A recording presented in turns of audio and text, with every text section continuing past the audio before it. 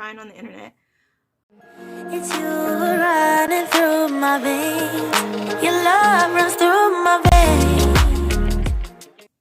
What's up, family? So, can I be real with y'all for a second? Like, I have not been, and currently am not, in like the best space mentally. It just seems like so much stuff is just piling one on top of the other, and it's getting to be a bit much, if I do say so myself. So I don't even know where to start with all the mess.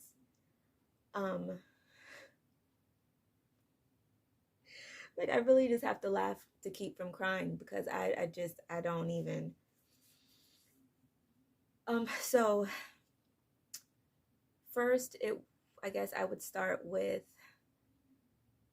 the whole job situation. So I had the job at the little convenience store thing, doing the night supervisor situation, and that was cool. Like, money was cool, getting paid every week was nice, it was great, fantastic.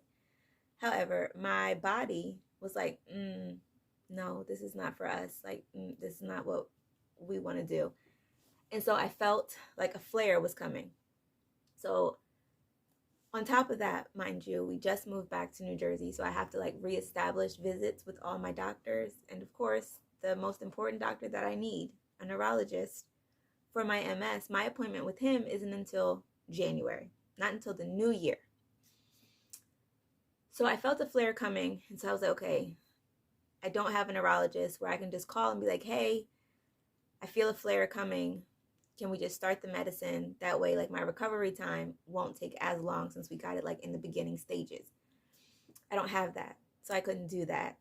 So I was like, okay, I don't have enough vacation time or like sick leave or whatever stacked up, because you work to earn your vacation time and your sick leave. So I was like, I just started this job. I don't have enough time in order to be able to take off for sick leave or PTO or anything like that. So talk with the supervisors and had to let that job go. But mind you, like, me being the person that I am, I never like to let go of a situation before I have my next situation like already settled. So when it came to the job, I didn't want to technically let that job go until I had another job in place. That's normally how I function. But just like how fast it all happened, I didn't have another job lined up after I let that job go. So, and guess what? I still have bills that expect to be paid every month, and 2 kids who expect to be fed every day. So I was like, okay, look for another job. So then you guys saw I got the job with the school. So I was like, okay, cool, this is gonna be great. I'll be working while the boys are in school. This will be fine. I have enough money saved up to where I can handle my bills until I get my first paycheck from this new job. And then my car breaks down. My brand new car.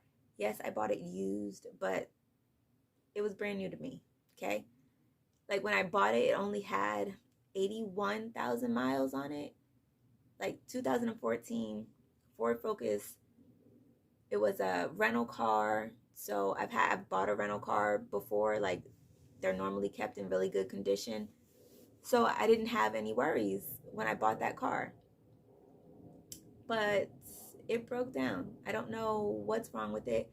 I thank God that he allowed me to like have the wherewithal at the time that I bought the vehicle to buy a warranty. So, and I'm grateful that he allowed the car to break down within the time frame of the warranty. It's just the new job that I just got, that I've been like running around like a chicken with its head cut off, trying to get like all my fingerprints done and the drug tests and all of those things. I've been running around trying to get all that handled. And the job is like 30 minutes away from where I live. So I need a vehicle to be able to get there. Like, it's not on a bus route. There's no train that goes past it. Like, if I don't have a car, I can't get there. And then even on top of that, they requested 3 references. Cool. That's not a problem. It's never been a problem. So I give them my usual 3 references. I use the same 3 references for every job that I've ever had that asks for references. Give them the references. They call said references, then call the job, that is, calls my references, then calls me back and it's like, yeah, we're going to need you to give us at least 2 more, if not, well, 1 more if you really can't think of anyone else, at least, because 2 of your references, we're classifying them as coworkers and not supervisors, and we need 3 references from supervisors. Cool. That's cool. Except if you're like me, I don't necessarily keep in touch with people like that.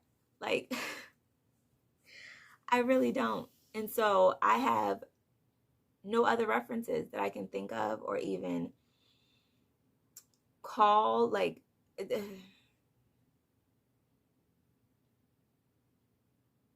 even if I think far, far back to a supervisor, I don't know if they still work there. I don't even know if they're going to remember me. Like, it's just, so now I need to rack my brain to think of 2 more references for this job to be able to email HR back to let them know. But then on top of that, it may even be pointless for me to think of these references if I don't have a way to get to this job because my car broke down. And I don't even think it's like a small fix. Like, thankfully I called the people that I have the warranty with, and they were like, oh yeah, just look on your contract and it'll tell you like the list of tow truck companies that you can use like within your area, and you can just take the car to a auto body shop and then have the auto body shop do a diagnostic on it, and then we'll send out an investigator to like look at the car as well. Cool. So I did that. I found the auto body shop. But as far as like calling the tow truck company to even get the car to the auto body shop, I would need to know where this darn contract is. And I cleaned out my glove box a while ago, and I only took out the important papers that I needed when I bought the car, and they gave me the contract. They really did. They printed it all out. They handed it to me. They did. But where it is now, I couldn't tell you. So I asked the lady, okay, well, can you email me a copy of my contract? She said, yes, sure, no problem. I'll email it to you. It's been 3 days now. Never got an email. Called back. Haven't been able to actually talk to a person. And then on top of all of that, I've just really been feeling like, okay, God, like, what do you want from me? Like, I'm trying my best. Trying my best. But it's just like the just daily compounding of just stuff on top of stuff on top of stuff. Is like, what do you want me to do? Like, what do you want me to do? I am just at a place where it's like, and then even with housing, that was the other thing. My train of thought is like just all over the place.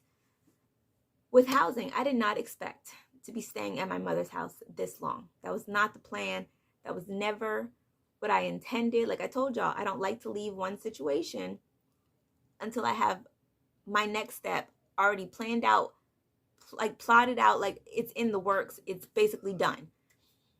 So when I left my husband and I left Colorado, I already had it in the works where I was supposed to be moving straight into an apartment. So that way, whenever I was able to get my stuff from Colorado, it could just be delivered straight to my new apartment. That was the goal. That was the plan. But then as I was trying to get that stuff in the works, it was like it completely fell through. The leasing company stopped talking. Like they stopped returning calls. And then when they would return calls, it was always a different person. Like, what is happening? What is going on? So basically, I just chalked that first apartment that I was supposed to be moving into, just chalked it up as a loss. And then it came to my idea, like, okay, well, in my head, I'm like, hey, we're just going to buy a house. Cool. Buy a house. At the time, had a job, had a paycheck. Wasn't too hard to fathom and imagine in buying a house. But now we're back to the point of, now I sort of kind of have a job, if that makes sense. Like, so buying a house really is not on the table anymore. But also at the same time, it is 3 of us living in 1 bedroom. Like, I'm sitting on my bed now where it's like me and 1 child will sleep on the bed, and then there's a smaller, like, little day bed at the foot of my bed where the other child will sleep, because this mattress is only a full, so it's not going to fit all 3 of us. And then they like rotate, and it's just like, I feel like the walls are closing in around me. Like, the other night, I literally cried myself to sleep with my oldest son in the bed with me. And the whole time, that, like, the realization of everything, like our situation, and just how I felt like, how is it that I'm the person who didn't do anything wrong? I didn't cheat. I didn't do anything that was wrong. The only thing that I did was leave a situation that was no longer healthy for me, and yet it seems like I'm the one who's being punished. How does that work? Like, how does that work? Because, mind you, my husband has gone on to move out of the house that we were staying in to, like, now he's living in this 3-bedroom detached house off post that he went and got for himself, and like moved everyone's belongings into. And I guess he said, like, he threw it in a room, not threw it, but he put all of our stuff in 1 room, and then he just basically has the rest of his house to have fun and love life. But meanwhile, me and the kids share 1 bedroom. I don't get it. I really don't understand it. So the other night, I was just thinking about all of that and my circumstance and situation. And I just needed to cry. Like, whoever just needed to just cry it out. Like, it's not going to make you feel better, but it expresses how you're feeling in the moment. I just needed to cry. So I didn't want to cry in front of the kids, because I don't want to let them know that there's a problem. Like, it's not an issue. I don't want that to be something that my kids ever have to, like, oh wow, like, my mom's really going through it right now. Like, oh, we're poor. Like, we're not poor, but like, I never wanted them to feel the circumstances of where we are in life, if that makes sense. So I really needed to cry. So I'm praying. Like, I have the kids say their prayers, which is our nightly routine.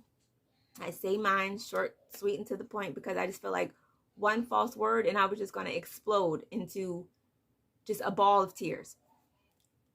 And so I have Thomas laying on the side of me. Theo is already, like, he said his prayers like 5 minutes past. He's already asleep. Thomas, on the other hand, is still awake with me. And I'm laying here, and he's like, Mommy, can we cuddle? And at the time, I was just like, Rugrat, I really am not in the mood to cuddle. I'm so sorry. Please just go to bed. Because I still needed to cry. Like, I just really want you to go to sleep. I didn't say this to him, but inside I'm saying, I really just want this child to go to sleep so that I can cry without him seeing me. And so I'm literally praying in my head, like, Jesus, please let my children go to sleep so that they won't have to see their mother cry about the situation that we are in. And that, to me, like, I have never felt so low ever to really pray for God to put my kids to sleep so that they wouldn't see me cry. Like, I'm not gonna cry. I'm not gonna cry.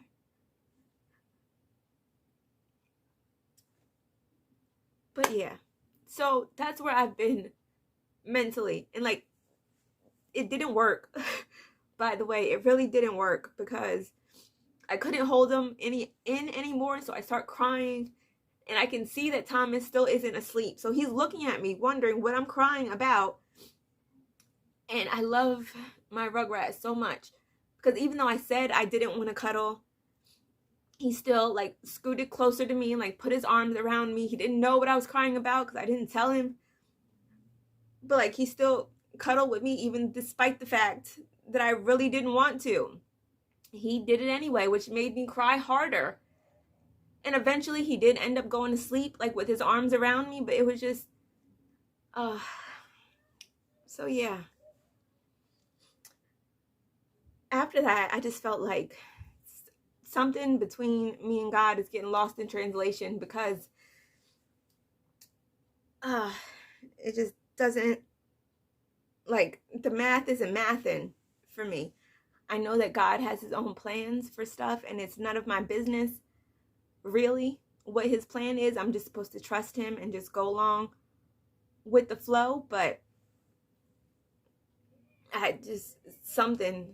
it's got to give. It has really got to give.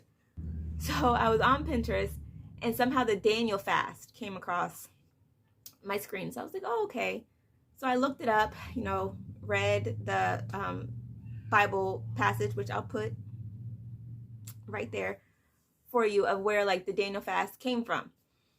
So I was like, okay, fasting and praying, done it before. It has worked before. And not to quote Ty Tribbett, but if he did it before, he can do it again. So I was like, all right, I'm just gonna fast and pray. So that brings us to the title of this video. That was a very long introduction. Got me crying on the internet.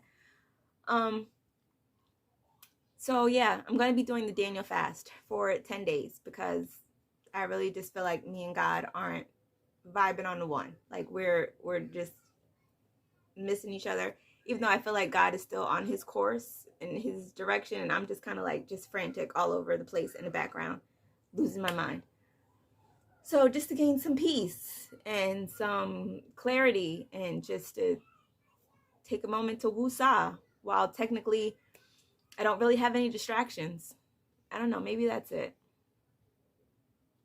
Like maybe God has made it to where the car isn't running, so I'm not all out and about in the streets, and the job technically hasn't started yet, is because I just need to take a moment to just sit down and relax myself and have a conversation with him. So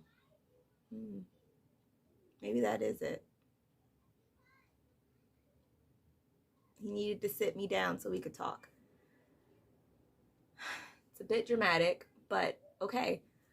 I am going to be doing the Daniel fast for 10 days, which if you've never done the Daniel fast before, you don't know about the Daniel fast. I personally have never done it before, but for the dietary portion of it, it is going to be just fruits and vegetables and water, at least for me. In the Bible, it said that Daniel ate no choice foods, so I'm guessing like he didn't do meat, no added sugar, no like all the like nice foods that you love to eat so much. No, he didn't do any of that.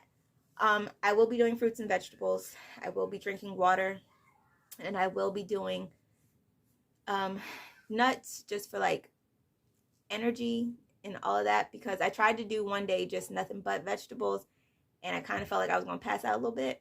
So I am adding nuts into the equation, but just almonds, none of my cashews, which are my favorite.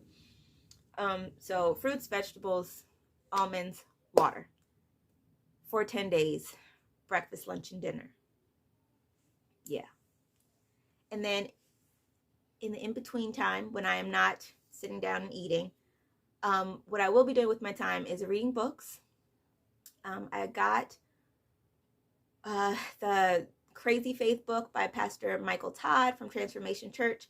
So I will be reading his book. I'm trying to do a chapter a day, or when I feel like I want to do something that is going against the fast, like if I want to listen to today's popular music, if Megan Thee Stallion pops into my mind and I'm trying to listen to thought-ish. No, not today. Not for the next 10 days. No, Megan.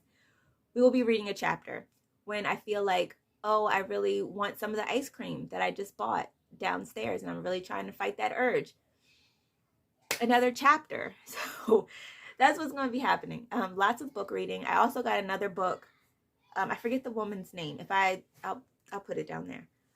But it's This Is Not the Life I Signed Up For, which is basically like my whole emotion at the moment, because this is really not, it's not the life that I thought I was supposed to be living. Like I just feel like there's more to life. There has to be more to life than struggle. I know there's more to life than struggle.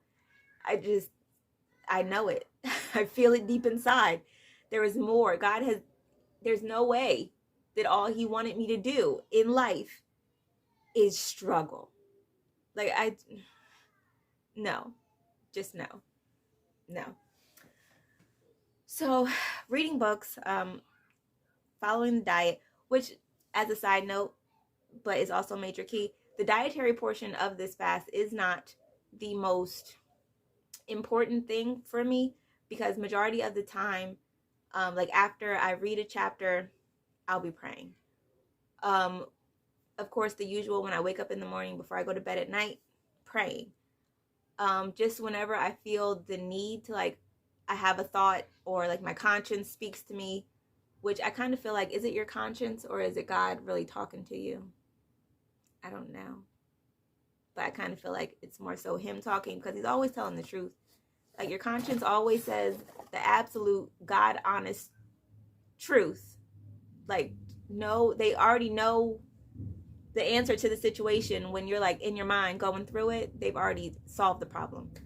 So yeah. So whenever I have a moment of conscience speaking to me, time to pray. So prayer is the most important part. So I got a reading plan on my Youversion app about the Daniel fast. So I'll be doing like the daily devotionals and reading through my Bible, as well as the fasting and the praying. So yeah, I'll be doing that for 10 days. If you guys want to come along, that would be dope. Yeah. It would be dope though if you wanted to come along for the fast. But that's what I'll be doing over here. I will try to vlog as much of like my progress and all that stuff as I go along. But if you don't get it, I'm sorry. So sorry. But I'll try to post every day of the fast, of like the scripture that I read and all that stuff. If I can post a link to the Youversion Bible plan that I'll be doing, I'll try to put that down below as well. But yeah, I just really need something from God. Like we gotta have a conversation, because I don't know what's happening. I don't know what's happening, and I need some answers. So why not talk to the person who has all the answers and all the plans and all that? So yeah, that's what's happening. So I will be meal prepping, just so that, because that's normally how people fall off, is when you don't have anything prepared and then you're being lazy and you don't feel like making any food, that you just eat whatever. Like, God will forgive me. Yes, he will forgive you, but still, like, you have one job. Like, that's it. So I'll be meal prepping some stuff. Yeah, so we'll get right into that. And about to start. Can I be honest? I'm a little bit scared, because you know how when you go looking for answers and then you find them, you might not always like the answers that you get. I'm a little scared at the answers that God might give me to some of the questions that I have, but a closed mouth don't get fed. And so if you don't ask, how will you ever know? So I'm going to ask. I'm going to spend 10 days eating fruits and vegetables, asking questions, because I got a lot of them. Like, a lot of them.